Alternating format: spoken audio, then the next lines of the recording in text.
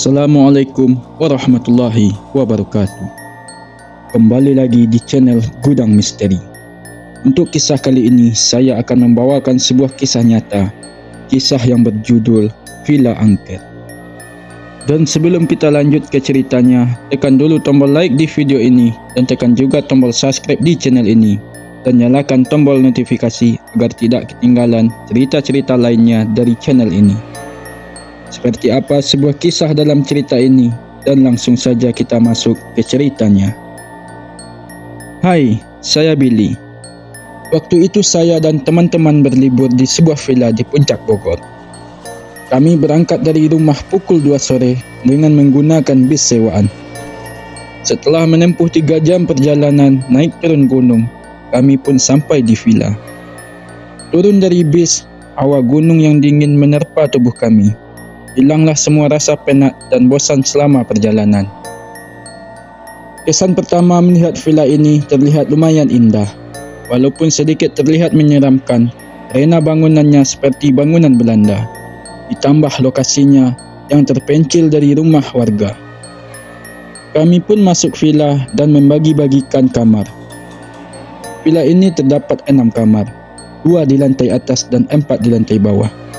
Aku kedapatan di lantai bawah. Setelah itu kami beristirahat dan menyiapkan segala sesuatu untuk acara bakar-bakaran nanti malam.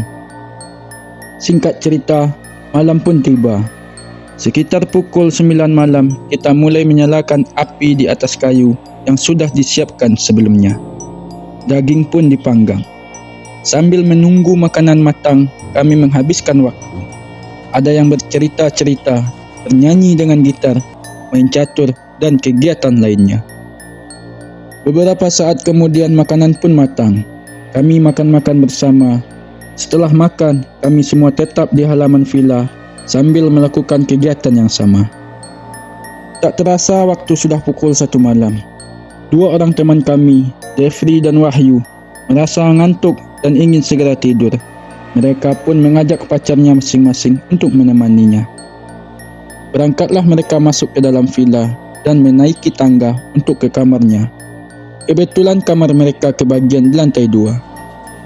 1 jam kemudian, kami pun merasa ngantuk dan kami putuskan untuk tidur di kamar kami masing-masing. Kamarku berada di paling depan, dekat ruang tamu. Aku tidur bersama 2 orang temanku. 10 menit kemudian aku dikagetkan dengan suara wanita menangis. Kutanya teman-temanku, ternyata mereka mendengar juga. Suara itu bersumber dari pohon beringin yang ada di samping villa. Lalu kami pun keluar kamar, dan tak kusangka teman-temanku yang lain baru keluar juga dari kamar masing-masing, disertai 3 temanku yang berada di lantai 2. Lalu aku bertanya, "Apa kalian mendengar suara menangis?" Mereka mengiyakan pertanyaanku. Lalu kami segera berkumpul di teras villa. Setelah berkumpul, suara itu hilang. Ketiga teman kami yang di lantai 2 bertanya, "Kemana Jeffrey? Dia tidak ada di atas."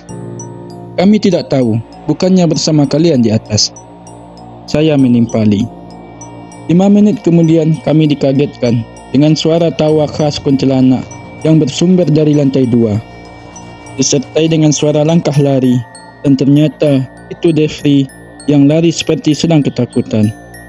Dengan keringat bercucuran, dia berlari menghampiri kami. Sambil terengah-engah, dia bilang, "Ada kuntilanak di atas," dengan nada bicara seperti orang gugup. Pacarnya pun memeluknya dan kami coba menenangkan Jeffrey. Setelah dia tenang, dia bertanya kepada pacarnya, "Lu ngapa ninggalin gua?" Wahyu menjawab, "Tadi lu gua cari nggak ada." Lalu kami pun bertanya tentang kuntilanak itu.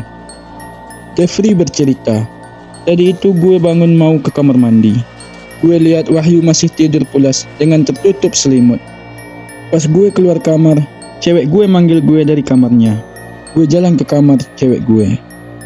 Gue buka pintu dan masuk ke kamarnya. Kamarnya itu gelap banget, sama bau aroma melati gitu. Gue nyalain HP buat senter. Gue sorot ke arah tempat tidur, dan ternyata gue lihat cewek gue lagi tidur sendiri dengan tertutup selimut. dalam hati kok sendiri. Gue nggak curiga apa-apa. Paling ceweknya Wahyu lagi ke kamar mandi. Gue berjalan menuju ranjang. Gue duduk di bibir ranjang. Gue bilang, "Yang, ada apa manggil-manggil?" Tapi nggak ada jawaban. Terus gue diam dan mainin HP. Sekitar 1 menitan, gue angkat selimut di kakinya. Gue pegang kaki cewek gue. Gue kaget. Kok kakinya kayak kaki orang mati, rasa dingin. Terus gue kayak ngerasa memegang rambut yang tebal di antara kakinya. Diiringi suara cekikikan. Gue arahin sinar HP ke arah kepalanya. Dan itu bukan cewek gue. Perempuan itu mukanya ketutup rambut tebal yang acak-acakan. Dalam pikiran gue itu, sepertinya kuntilanak. Gue lari keluar kamar sambil terus kedengaran suara ketawa yang keras. Gue turun dan kalian udah ada di sini, ungkap Devri. Setelah mendengar cerita Devri, kami semua bergidik merinding mendengarnya. Kami pun tetap berada di teras villa sambil membaca doa-doa. Dan gangguan itu pun hilang. Kami pun tertidur di teras, dingin sekali walaupun sudah memakai jaket. Keesokan harinya kami pun berkemas meninggalkan villa itu dan bertanya ke pemilik villa apa yang sebenarnya terjadi di dalam villa itu. Kata pemilik villa, dulu bangunan ini bekas rumah orang Belanda yang sudah puluhan tahun terbengkalai. Meskipun begitu, bangunannya tetap terlihat kokoh dan indah. Lalu saya beli dan merenovasi bangunannya, dan jadilah villa yang disewakan. Mungkin penunggu itu tidak senang kepada pemuda yang suka berbuat kurang sopan di sini. Biasanya tidak ada gangguan-gangguan, tuturnya. Memang di antara teman saya ada yang berpacaran dan suka mojok berduaan di tempat yang sepi. Dan saya tidak tahu apa yang mereka lakukan ketika berduaan itu. Oke teman-teman, sekian untuk sebuah kisah kali ini. Semoga apa yang disampaikan dalam kisah ini dapat dijadikan pelajaran bagi kita semua. Dan buat teman-teman yang baru bergabung, jangan lupa like, komen, dan subscribe channel ini. Dan nantikan kisah-kisah horor lainnya tetap di channel Gudang Misteri.